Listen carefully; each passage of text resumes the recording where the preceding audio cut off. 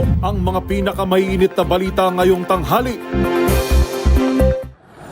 Pagdagsa ng mga pasahero sa iba't ibang terminal sa Metro Manila, ramdam na. Planong full rehabilitation sa EDSA, sinuspindi muna ngayong Holy Week. Malakihang rollback sa presyo ng petrolyo, kasado na bukas.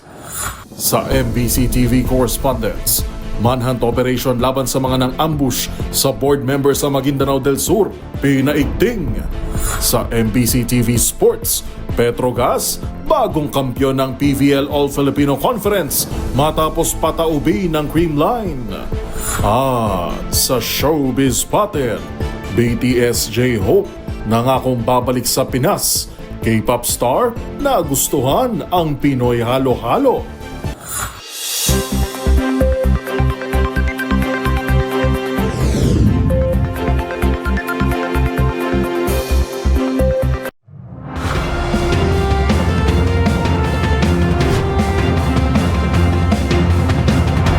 Bawat balita, makabuluhan. Bawat kwento, makapangyarihan. Boses ng Pilipino para sa Pilipino. Live mula sa MBC TV Studio. MBC TV Network News.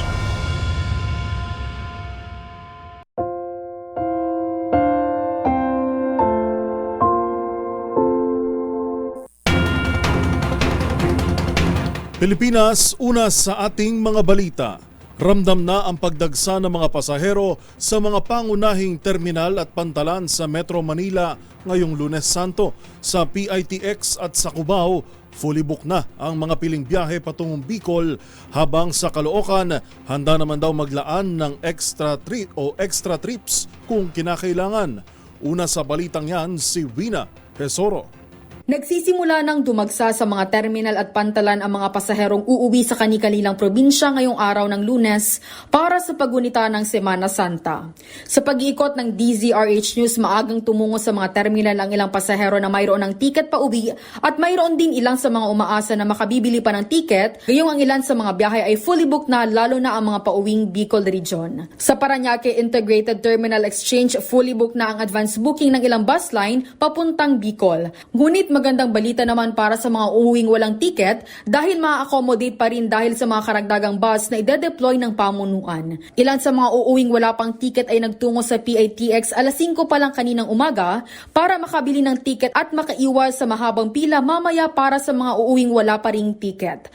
Habang sa terminal naman sa Quezon City, ilan sa mga pasahero ay maagang tumungo at umaasang makabibili pa ng tiket. At kagaya nga sa PITX, ilan sa mga fully booked na ay ang mga biyaheng papuntang Bicol.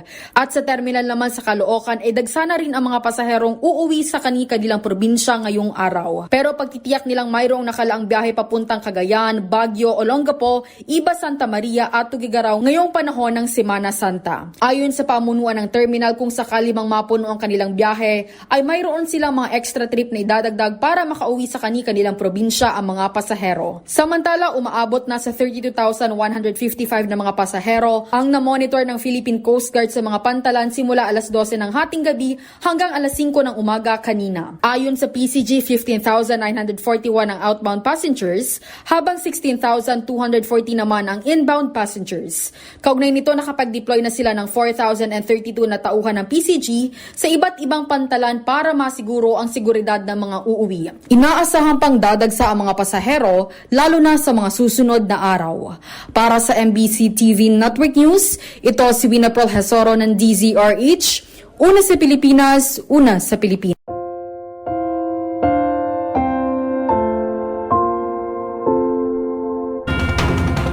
Sa kaugnay namang balita, masayang ibinalita ng Metropolitan Manila Development Authority o MMDA na nagnegatibo sa iligal na droga ang mga bus driver at dispatcher na napiling sumailalim sa drug testing. Bahagi raw ito ng pagtitiyak sa kaligtasan ng mga kababayan natin ngayong Holy Week Exodus. Narito ang balita ni Edniel Parosa. Nagnegatibo sa paggamit ng ipinagbabawal na gamot ng mga bus driver at dispatcher na sumalang sa random drug test sa EDSA. Yan ang ibinalita na Metropolitan Manila Development Authority matapos ang inisyal na inspeksyon sa mga terminal ng bus sa Cubao, Quezon City ngayong panahon ng Semana Santa. Sa panayam ng DZRH News, sinabi ni MMDA Traffic Enforcement Chief Attorney Victor Nunez na lahat ng higit sa 50 kataong sinuri ng PIDEA ang pumasa at nasa kondisyong bumiyahe ngayong panahon din ng bakasyon.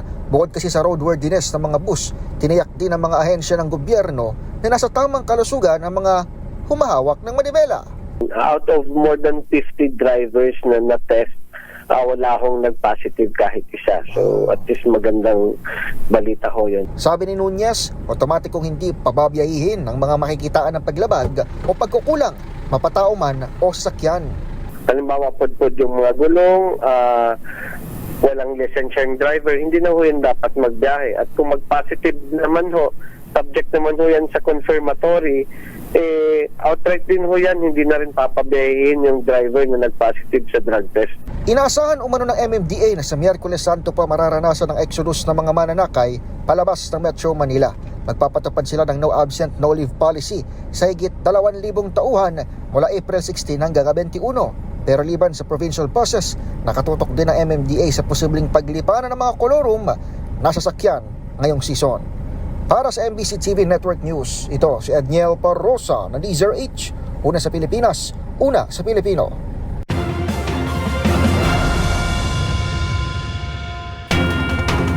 Sa iba pang mga balita, pinatawan ng 90-day suspension ng Land Transportation Office o LTO ang lisensya ng driver ng jeep na sangkot sa malagim na aksidente sa Commonwealth Avenue, Quezon City kahapon. Inisyuan din ng LTO ng show cause order ang naturang may-ari ng jeep maging ang driver na magpaliwanag kung bakit hindi sila dapat parusahan ng patong-patong na kaso. Ayon kay LTO Chief Assistant Secretary Vigor Mendoza, bukod sa 2 ang namatay, 7 ang malubhang nasugatan sa aksidente nang bumaliktad ang passenger jeep. Inatasan din ng may-ari na dalhin ang sasakyan sa LTO Central Office para sa inspeksyon at evaluation kasama ang mga dokumento ng kanyang prangkisa. Batay sa inisyal na investigasyon at kuha ng CCTV, nasagi ng humaharurot na jeepney ang isang modern jeep, dahilan para ito ay tumagilid at tuluyang bumaliktad. 2 pang sasakyan ang nadamay sa malagim na aksidente. Nakakulong na ngayon ang tsuper na nahaharap sa patong-patong na mga kaso tulad na lamang ng reckless imprudence resulting in multiple homicide, damage to properties, multiple injuries at improper person to operate a motor vehicle.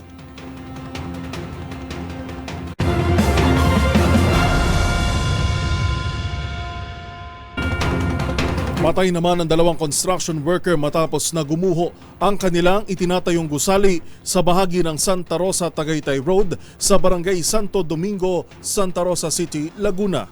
Kinilala ang mga biktima na sina Sosimo Lanto Jr., 29 anyos at Ramon Bernas, 42 anyos. Batay sa police report, nangyari ang insidente dakong alas 10 ng umaga sa itinatayong mall sa lugar kahapon. Dakong alas 3 ng hapon nang ma-recover ang labi ng unang biktima habang alas 4 ng hapon naman ang pangalawa. Isinugod pa sila sa Santa Rosa Community Hospital pero idineklara rin na dead on arrival. Patuloy naman ang investigasyon kaugnay ng pagguho ng gusali habang wala pang detalye kung magbibigay ng pinansyal na suporta ang may-ari ng mall at ang A. Lopez Construction na employer ng 2 biktima.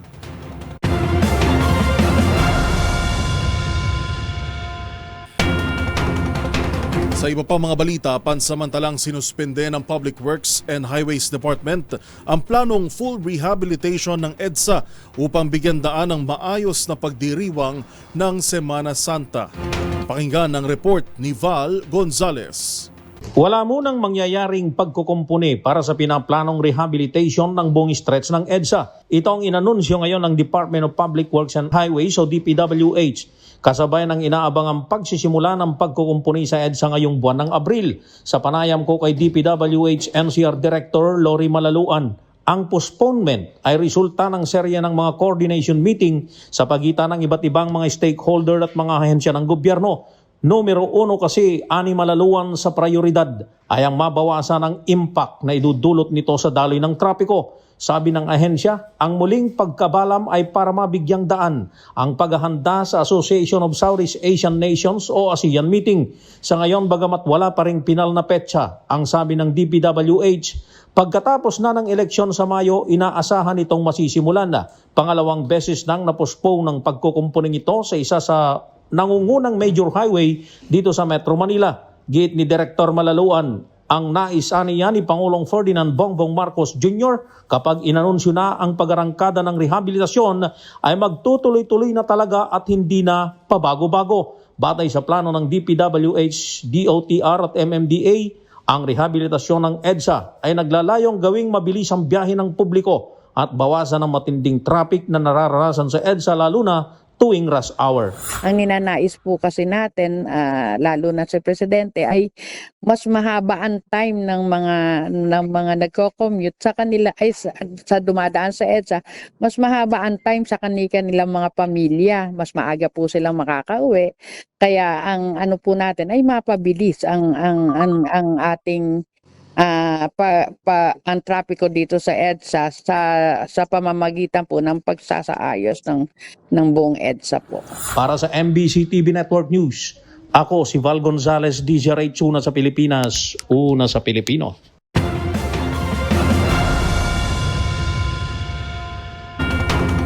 Good news naman po sa mga motorista na bibiyahe ngayong long weekend. Aarangkada na ang malaki ang bawas presyo sa mga produktong petrolyo bukas, Martes Santo, sa magkakahiwalay na abiso ng mga kumpanya ng langis. 3 pesos and 60 centavos ang rollback sa kada litro ng gasolina, habang 3 pesos and 30 centavos naman sa kerosene. May bawas presyo rin na 2 pesos and 90 centavos sa kada litro ng diesel. Ito na ang pinakamalaking bawas presyo sa petrolyo ngayong taon.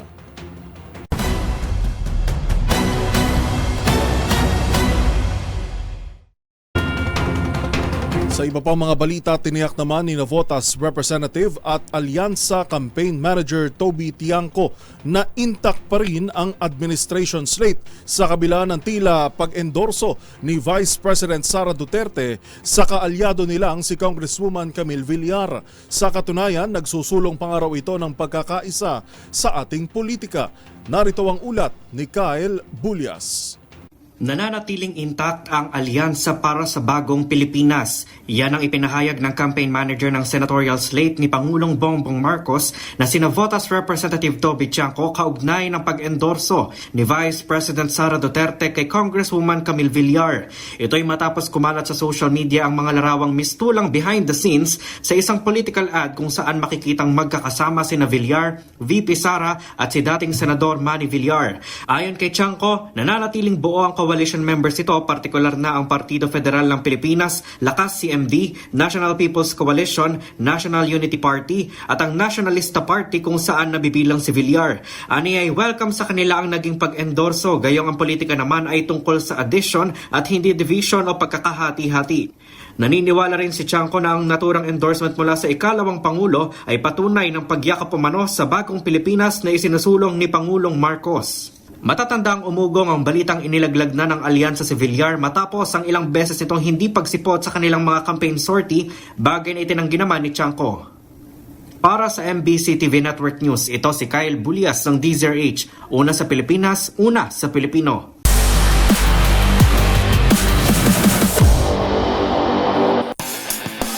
Sa mundo ng volleyball, may bagong mga reyna ang PVL All-Filipino Conference. Matagumpay na nakuha ng Petrogas Angels ang kanilang kauna-unahang All-Filipino title matapos talunin ang Creamline Cool Smashers sa do-or-die finals game. Dahil dito natuldukan ang hangarin ng Team Good Vibes na makamit ang ika-4 na sunod na PVL title at ikatlong sunod na All-Filipino crown. Ang naging laro sa report ni Matchpoint, Millie Borja. Mula sa pagiging challenger hanggang maging isang kampyon, tuluyan ng nakuha ng Petrogas Angels ang kanilang kauna-unahang PVL All-Filipino title matapos talunin ng defending champion Creamline Cool Smashers sa Game 3 ng finals. Dinomina ng Angels ang Cool Smashers sa isang nail-biting 4-set match. 25-21 sa first set, 25-16 sa second, 23-25 sa third, at 25-19 sa fourth set. Sa isang matinding cross-court hit mula kay Jonas Sabetes sa match point, pinuldukan ng Angels ang matagal na nilang pagkauhaw sa titulo na paulit-ulit na lumulusot sa kanilang mga kamay. Nagpakitang gilas si Brooke Van Sickle sa loob ng 4 na set. Pinahirapan ang depensa ng Creamline sa kanyang mga mabibigat na palo at pinatatag din ang depensa ng Petrogas. Sa kanyang impressive performance, muling kinilala si Van Sickle bilang Conference Most Valuable Player sa ikalawang sunod na All-Filipino Tournament. Nakapagtala si Van Sickle ng 21 points, kabilang ang 17 attacks, 2 aces, 18 excellent receptions at 9 na digs. Malaki rin ang ambag ni Sabete na may 16 points, MJ Phillips na may 15 points at 4 na blocks, at Chi Saet na nagpaikot sa opensa sa tulong ng 22 excellent sets. Sa panalong ito, napawi ng Petrogas ang pait ng pagkatalo sa Creamline noong unang All-Filipino Championship Series 2 taon nang nakalilipas. Naharangan din nila ang hangarin ng Cool Smashers na makamit ang ika-4 na sunod na PVL title at ikatlong sunod na All-Filipino Crown. Bagamat malakas ang simula ng Creamline at agad silang lumamang, agad itong binawi ng Petrogas sa pamumuno ni Van Sickle na tumapos sa isang power tip para maneutralize ang kalamangan. Hindi rin nagpahuli si Sabetes sa pagsalaksak ng opensa mula sa spike off the block hanggang sa sharp blow sa set point na sinet up ni Saet. Pagsapit ng second set, lalo pang lumobo ang lamang ng Angels sa 14-7 sa tulong ng mga atake ni Sabete at Cheng, habang mga aces at errors ng Creamline ang lalong nagpabigat sa kanilang sitwasyon. Bagamat nakabawi ang Cool Smashers sa third set sa tulong ni Gemma Galanza, Maylin Pons at Tots Carlos, hindi na nila napigilan ang pagsargo ng Angels sa ika-4 na set. At sa wakas, pinabagsak ng Petrogas ang isang bahagi ng imperyo ng Creamline at itinanghal bilang bagong kampyon ng PVL All-Filipino Conference. Para sa DZRH TV, ito si Mili Borja, una sa Pilipinas, una sa Pilipino.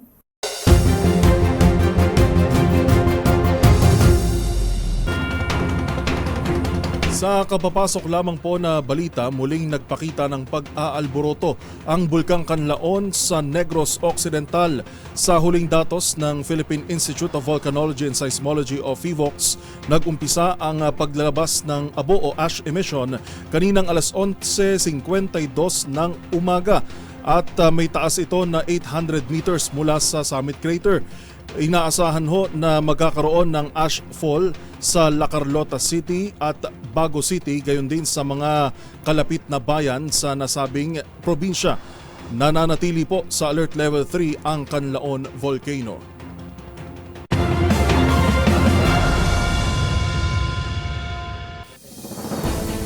Narito pa ang mga balitang dapat ninyong abangan. Ilang health worker nagprotesta sa harap ng Department of Health. Sa MBC TV Global, Russia nagpakawala ng ballistic missile sa Ukraine. Sa TNVS, saksihan ang madamdaming tagpo ng 5 years old na bata at na binisita ang kanyang ina sa kulungan habang suot ang kanyang toga. Lahat ng yan sa pagbabalik ng MBC TV Network News.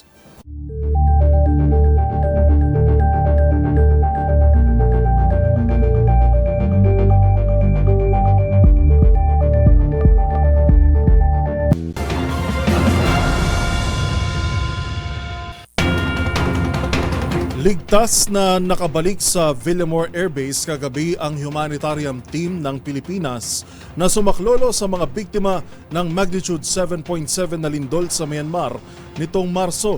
Una sa balitang yan, si Dustin Bayog. Ligtas nang nakauwi sa bansa ang pinadalang Philippine Interagency Humanitarian Contingent Team na tumulong sa rescue operation sa Myanmar matapos yanigin ng 7.7 magnitude na lindol noong ika-28 ng Marso. Lula ng 2 C-130 ligtas na nakalapag sa Villamor Air Base kagabi ang aabot sa 89 na kumatawan mula sa iba't ibang ahensya ng pamalaan at ilang miyembro ng pribadong sektor. Nagkaroon din ng malita programa kung saan sinalubong sila ng ilang mga opisyal sa pangunguna ng Office of Civil Defense, Department of Health o DOH, Department of National Defense o DND, Philippine Air Force at ng Armed Forces of the Philippines. Mula April 2, nagtagal ng 2 linggo sa Myanmar ang humanitarian contingent team na tumulong sa pag-rescue sa mga biktima ng lindol, kasama na rin ang ilang bansa sa Southeast Asia. Ayon naman sa pinadalang Philippine Emergency Medical Assistance Team ng DOH, na tulungan ng kanilang itinayong health facility sa Pienma ng Myanmar ang aabot sa 1,000 pasyente na nabigyan ng iba't ibang atensyong medikal. Ang naturang humanitarian aid ng Pilipinas ay bahagi ng pagtaliman nito sa One ASEAN One Response Initiative kung saan nagtutulungan ng mga bansa sa oras ng krisis at kalamidad. Samantala, nagpadala namang muli ang DOH ng grupong medikal sa Myanmar para naman magbigay ng medical services, mental health at psychosocial support para sa mga apektadong Pilipino na nagtatrabaho roon. Para sa MBC TV Network News, ito si Dustin Bayog ng DZRH TV. Una sa Pilipinas, una sa Pilipino.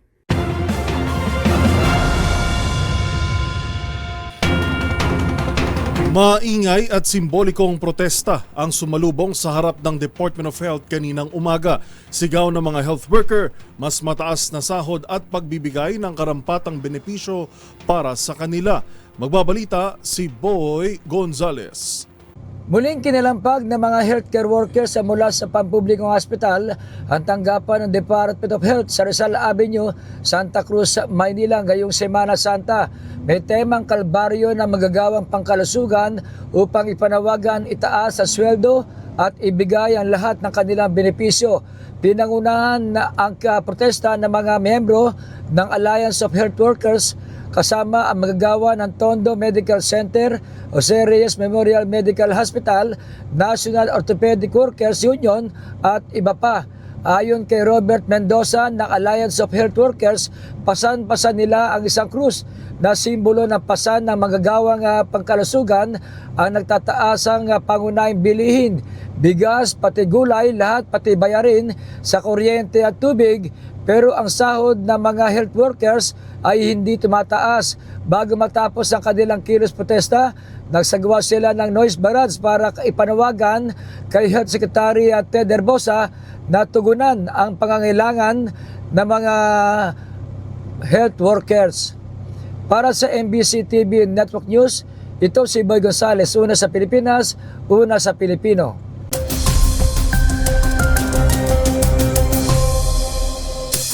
Sa ating pong ulat panahon ngayong Lunes Santo, Easterlies pa rin ang patuloy na nagdadala ng maaliwalas pero maalinsangang panahon sa malaking bahagi ng bansa.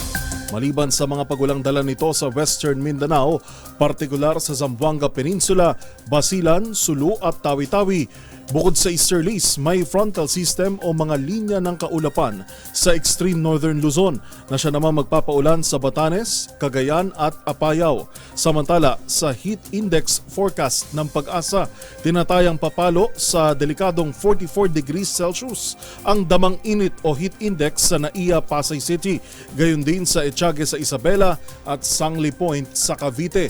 Posible namang umakyat sa 43 degrees Celsius ang heat index sa maraming lugar sa Luzon, kabilang na ang Dagupan City at Tuguegarao.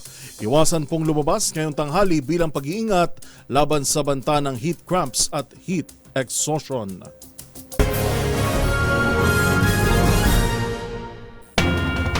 Nang dahil naman sa taas taripa na ipinataw ng Amerika sa China noong nakaraang linggo na aabot sa 145%.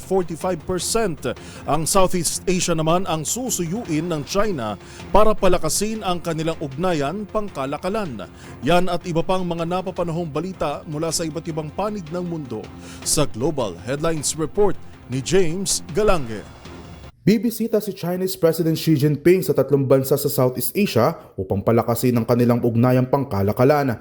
Yan ay kasabay na ipinato na taas taripa ng Estados Unidos sa kanilang bansa. Inaasahang bibisita si Xi Jinping sa Vietnam, Malaysia at Cambodia, 3 sa malalaking bansa sa nasabing rehiyon na tumanggap ng Chinese exports simula ng nakaraang taon. Kung saan ang Vietnam ay nakatanggap ng Chinese imported goods ng tinatayang nasa mahigit $586 billion. Matatanda ang tinaas pa ni US President Donald Trump ang taripa sa China na 145% mula sa naunang 54% bago ang pinatupad na reciprocal tariffs. Samantala, nagpakawala naman ng 2 ballistic missiles ang Russia sa Sumy City sa Ukraine kahapon. Ayon sa mga otoridad, tinatayang mahigit 30 ang nasawi habang higit 100 naman ang sugatan, dahilan upang ituring ito bilang isa sa pinakamapapinsalang pag-atake sa Ukraine ngayong taon. Humihingi naman ngayon ng sagot si Ukrainian President Volodymyr Zelensky mula sa mga international allies nito ukol sa sinagawang pag-atake ng Russia. Magugulitan nitong Sabado ay napagpulong si US Envoy Steve Witkoff kay Russian President Vladimir Putin ukol sa panibagong round ng usaping ceasefire o tigil putukan sa Ukraine. Sa iba pang balita, sa kabila ng nangyaring trahedya sa Myanmar noong Marso kung saan niyanig ng 7.7 magnitude earthquake, tuloy pa rin ang pagdiriwang ng bagong taon ang tinatawag na Tingyan Festival. Ito ay isang water festival na sumisimbolo ng paglilinis at panibagong simula. Ngunit bilang pag-alaala sa mga namayapan nilang kababayan dulot ng lindol, ipinag-utos ng ruling Myanmar military junta na ipagbawal muna ang pagtugtog at pagsasayaw sa 5 araw na pagdiriwang. Ayon sa huling tala, tinatayang nasa mahigit 3,600 katao ng nasawi habang nito lamang linggo ay naitala naman ang isa sa mga pinakamalakas na aftershocks na niyanig ng 5.5 magnitude earthquake ang Maiktila, isang maliit na lungsod sa central Myanmar. At yan ang mga nakakalap nating balita mula sa iba't ibang panig ng mundo. Para sa MBC TV Network News, ito si James Galangin ng DZRH TV, una sa Pilipinas, una sa Pilipino.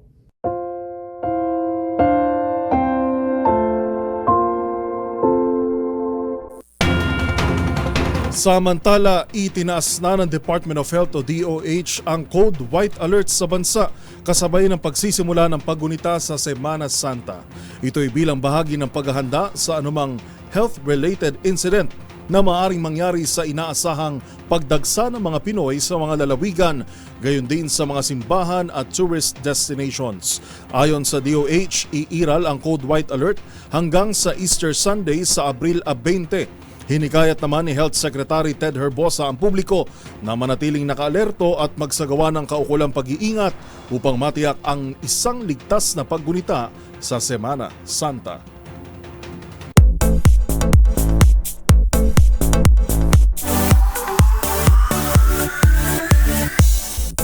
Sa mundo ng showbiz, madadagdagan ng panibagong miyembro ang pamilya ng celebrity couple na sina Billy Crawford at Colleen Garcia.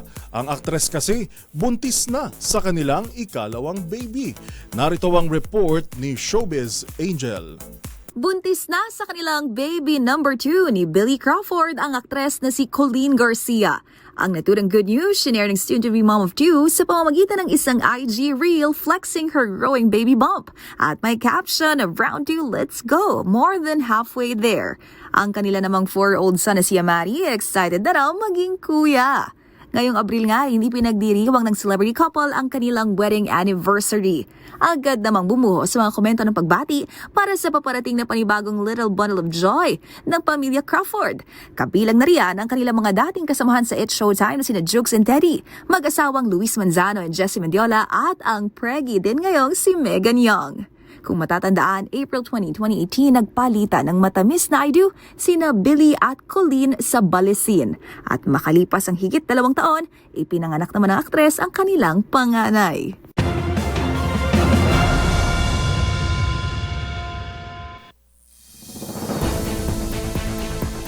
Abangan sa aming pagbabalik sa MBC TV Sports Onyx Philippines, muling bumandera sa ESL Snapdragon Mobile Masters 2025 sa Indonesia.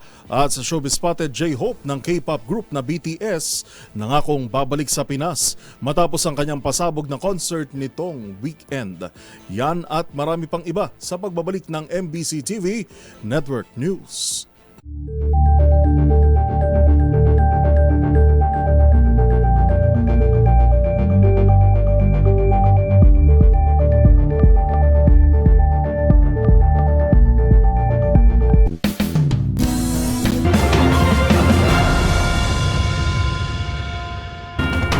Sa pagpapatuloy ng ating balitaan, nagpaalala si Senator Alan Peter Cayetano sa mas malaking isyu ng pangangalaga sa Masungi Geo-Reserve. Ito'y matapos kanselahin ng Department of Environment and Natural Resources o DENR ang joint agreement nito sa Blue Star Construction Development Corporation kaugnay ng di umano'y irregularidad sa isang proyekto nito. Ang buong detalye ibabalita ni Raymond Dadpaas. hinimok ni Senador Alan Peter Cayetano ng Senate Blue Ribbon Subcommittee ang Department of Environment and Natural Resources o DNR at pribadong kumpanya na Blue Star Construction Development Corporation na upuan at pag-usapan ang gusot nila hinggil sa management ng Masungi Geo-Reserve sa lalawigan ng Rizal. Ito ay matapos kanselahin ng DNR ang Supplemental Joint Venture Agreement o SGVA nito sa pribadong kumpanya. Mungkay ni Cayetano, bumuo ng Technical Working Group o TWG na siyang titingin sa lugar, kontrata at basehan ng demand letters. Kasunod ito ng pahayag ni Environment Secretary Maria Antonia Yulo Loizaga na kinansela nila ang kontrata dahil questionable ang dapat ay pagtatayo ng Blue Star Corporation ng Government Housing Complex batay sa report ng Commission on Audit o COA. Pinatunayan din ito ng kanilang internal investigation na nagresulta sa pagkakansela ng kontrata. Kabilang sa mga nakitang kakulangan ng joint venture agreement ay ang kawalan ng tamang bidding, mahinang implementasyon ng proyekto at kawalan ng presidential proclamation. Sa pagdinig ng Senado, inihayag ng mga taga Blue Star Construction Development Corporation na wala silang natatanggap na notice of cancellation at nalaman na lang nila ito sa pagitan ng media. Hindi rin sila nabigyan ng pagkakataon na makapagdialogo sa mga opisyal ng DNR sa kabila ng ilang beses nilang tangkang makausap ang mga opisyal. Umaasa si Cayetano na magkaroon ng maayos na kainatnan ng gusot sa pagitan ng DNR at Blue Star Corporation dahil ang mas mahalaga ay mapangalagaan ang conservation area na Masungi Geo-Reserve, ang kabuntukan na matatagpuan sa lalawigan ng Rizal na nagsisilbing proteksyon ng Metro Manila. Para sa MBC TV Network News, ito si Raymond Advaz ng DZRH, una sa Pilipinas, una sa Pilipino.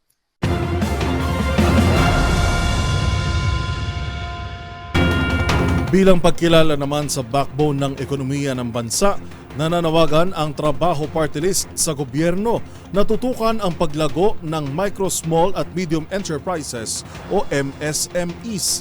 Maliban sa paglalaan ng pondo, hangad ng partido na palakasin ang kanilang mga kasanayan. Nagbabalik si Edniel Parosa.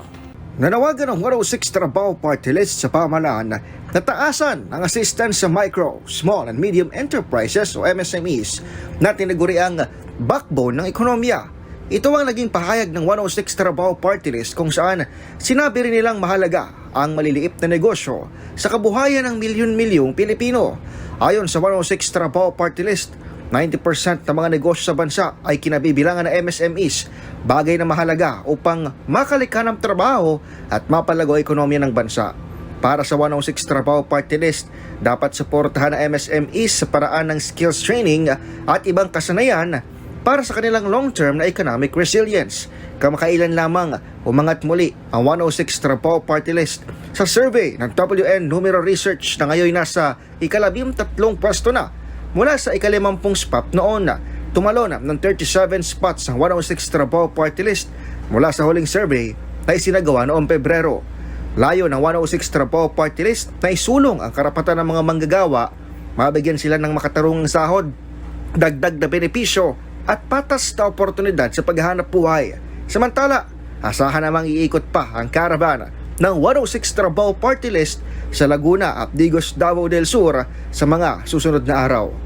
Para sa MBC TV Network News, ito si Edniel Parosa ng DZRH, una sa Pilipinas, una sa Pilipino.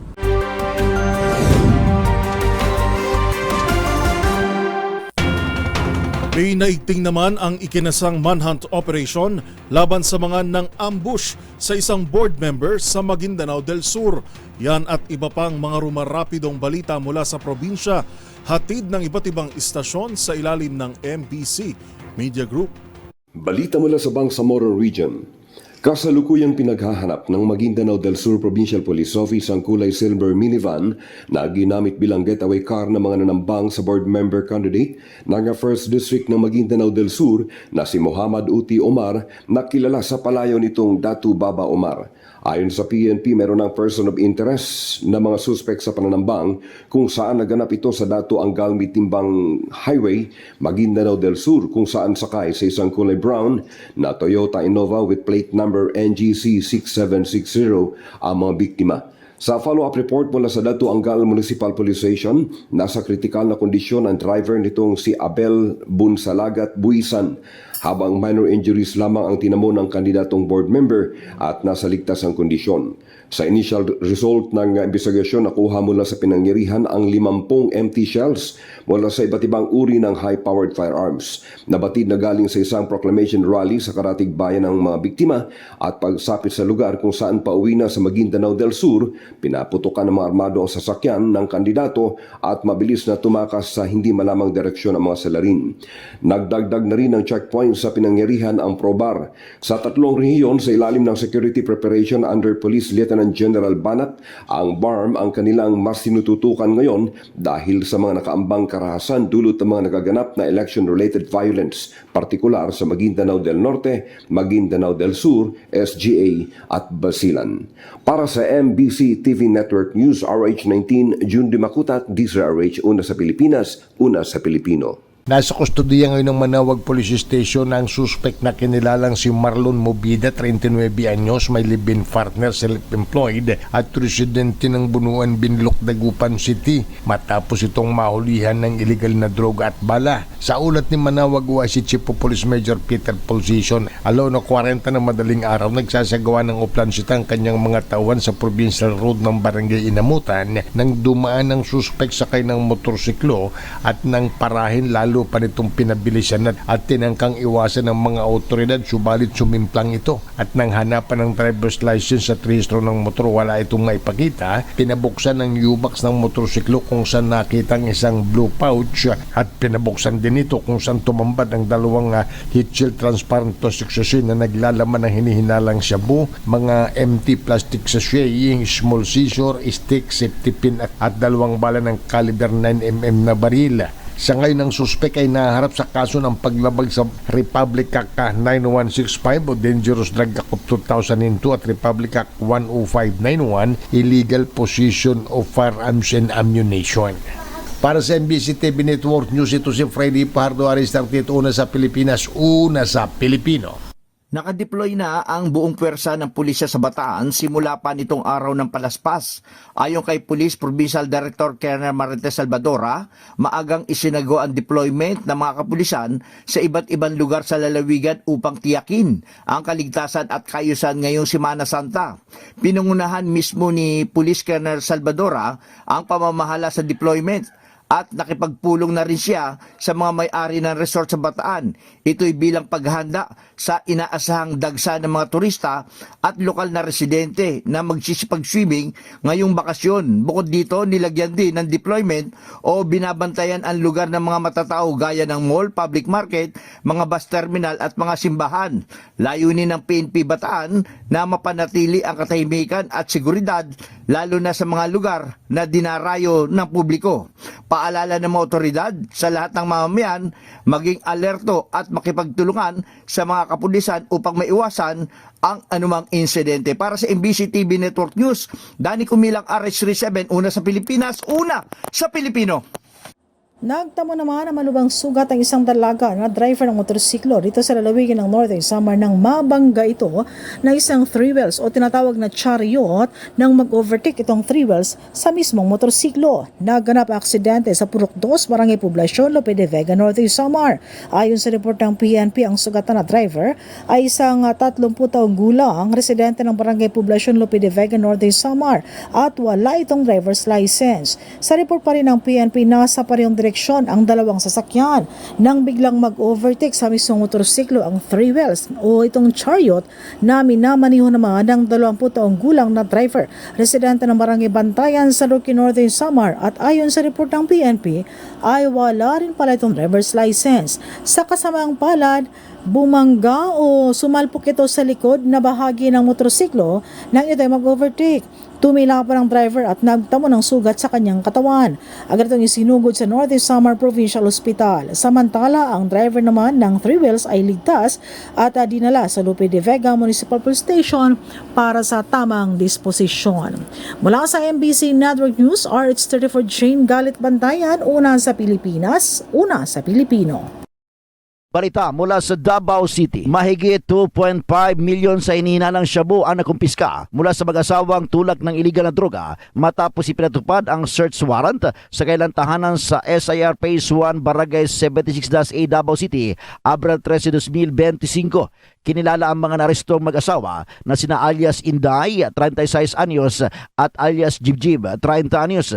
Nakumpiska ng kapulisan sa kailang search operation ang maraming pakiti sa pinaniwalaang shabu na may standard drug price na 2,724,100 at isang kalibre 38 na baril. Nakakulong na ang mag-asawa sa Ecolan Police Station. Nakatakdang sampahan ng kasong paglabag sa Republic Act 9165 o Comprehensive Dangerous Drugs Act of 2002 at Republic Act 10591 o Comprehensive Firearms and Ammunition Regulation Act at COMELEC Gun Ban. Para sa MBC TV Network News, ito si June Suter, una sa Pilipinas, una sa Pilipino.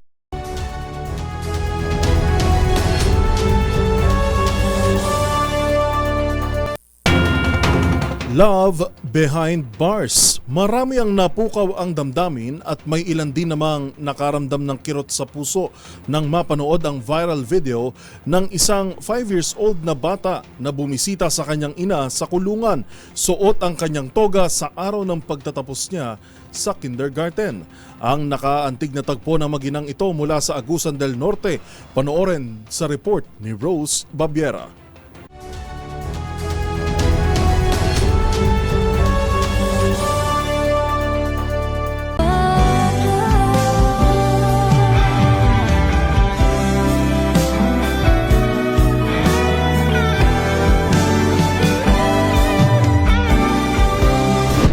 Lahat ng ina, tiyak na pipiliing kasama siya sa lahat ng milestone ng kanyang anak. Wala kasing mas nakakataba pa ng puso para sa isang magulang, kundi makita ang mga anak na maging matagumpay sa buhay at makamit ang kanilang mga pangarap. Ngunit sa kwentong ito, hindi lamang pangarap ng anak ang natupad, ngunit pati ang hiling ng isang ina na nakakulong sa Bureau of Jail Management and Penology sa Cabadbaran City Jail sa Agusan del Norte.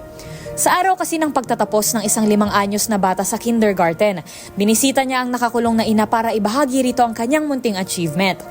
Hindi na raw nakapasok ang bata at tiyan nito sa loob ng kulungan dahil sa kawalan ng pera. Kaya humanap na lamang ang bata ng pwesto, kung saan matatanaw siya ng ina mula sa second floor ng City Jail. May kita sa video na umiikot pa ang bata na tila ibinibida ang suot niyang graduation gown at toga. Mapapansin naman na emosyonal na pinapanood ito ng ina na inilalabas pa ang mga kamay mula sa mga rehas na tila hinahagkan ng anak. Ayon sa kwento ng kapatid ng babae, nadawit sa isang kaso kaugnay ng paggamit ng ilegal na droga ang ina ng bata. Hindi umano siya ang target at nataon lamang na nasa loob ito ng bahay na sinalakay ng otoridad. Sa ngayon, ang kapatid ng ina ang nag-aalaga sa 5 taong gulang na bata na naiwan niya sa labas sa halos 10 buwan niyang pagkakakulong sa naturang kaso. Humakot na ang video na ito ng 7 million views at patuloy na sinashare ng mga netizen na lubos na naantig sa pagtatagpong ito ng mag-ina. Marami rin ang nagpaabot ng tulong para suportahan ang bata habang nasa kulungan ng ina at walang pinagkakakitaan para mapalaki ang bata. Para sa DZRH TV, ito si Rose Babiera. Una sa Pilipinas, una sa Pilipino.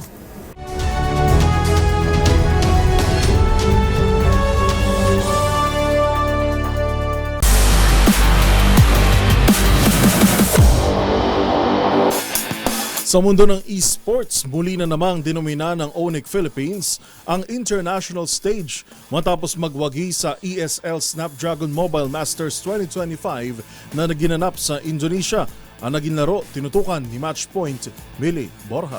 Patuloy ang paghahari ng reigning M6 Mobile Legends World Champion na Onyx Philippines matapos dagdagan ang kanilang koleksyon ng corona nang magwagi ito sa ESL Snapdragon Mobile Master 2025 nitong linggo ng gabi sa Tennis Indoor Stadium Senayan sa Jakarta, Indonesia. Bilang defending champion ng MPL Philippines, tuluyan nang naging dominante ang Onyx Philippines sa group stage, kung saan winalis nila ang lahat ng 5 laban para tumungo sa playoffs. Nakaabante rin sa playoffs ang isa pang kinatawan ng Pilipinas, ang Team Falcons Philippines, subalit natalo sa semifinals kontra sa Onyx PH. Hindi pinalampas nila Kelra, King Kong, Super Friends, Kirk at Brusco ang pagkakataong dominahin ng hometown favorite na RRQ Hoshi sa Best of 7 finals. Matapos magkahatian ng itig-isang panalo sa unang 2 game, sunod-sunod nang tinapos ng Onyx Philippines ang sumunod na 3 laro para masiguro ang kampiyonato sa kasalukuyang break ng MPL Philippines regular season at habang may 2 linggo pang natitira bago muling ituloy ang torneo. Mistulang side quest ng Onyx Philippines ang pagwawagi laban sa mga international na kalaban sa Mobile Masters. Nasungkit ng Pilipinas ang premyong $80,000 habang $40,000 naman ang naiuwi ng runner-up na RRQ Hoshi. At yan ang mga latest updates sa mundo ng sports. Para sa MBC TV Network News, ito si Mili Borja ng DZRH TV, una sa Pilipinas, una sa Pilipino.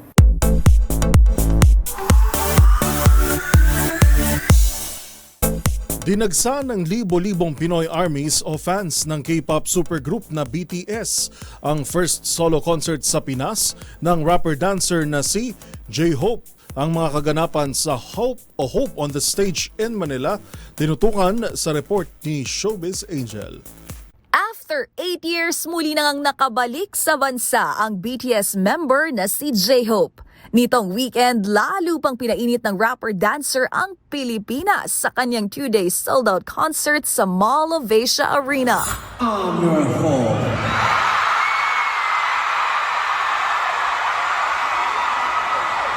You're my home.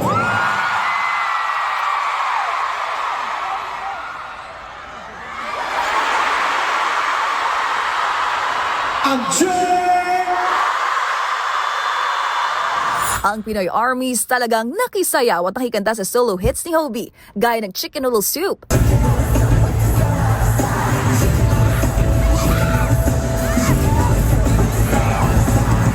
At On the Street.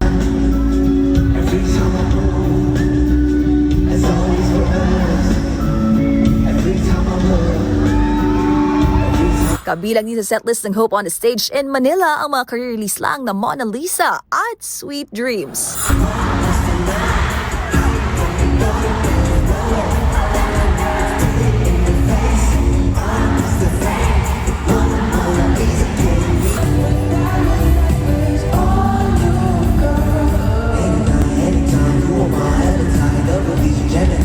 Sa Army Time naman, bumida ang fan messages gaya ng BTS You're Worth the Wait at ang countdown para sa nalalapit na comeback ng OT7.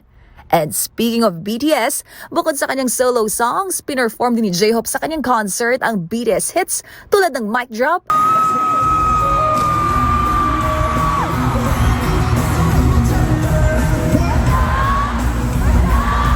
at Airplane Part 2.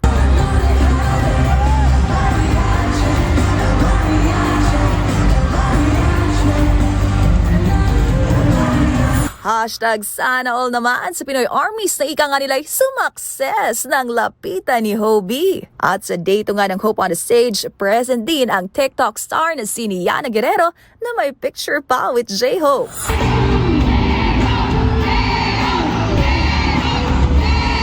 Samantala, habang nasa bansa, di nito pinalagpas na makatikim ng Pinoy food. At isa nga sa mga nagustuhan ng Korean star ay ang dessert na halo-halo. Sa ngayon, one thing's for sure, looking forward ang Pinoy Army sa pagbabalik ni J-Hope.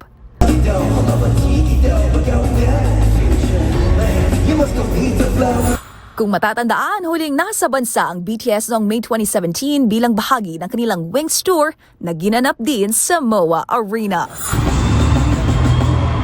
Thank you, Manila. Salamat po. Para sa MBC TV Network News, ito pang ng Showbiz Angel Angelica Cosme ng DZRH TV, una sa Pilipinas, una sa Pilipino.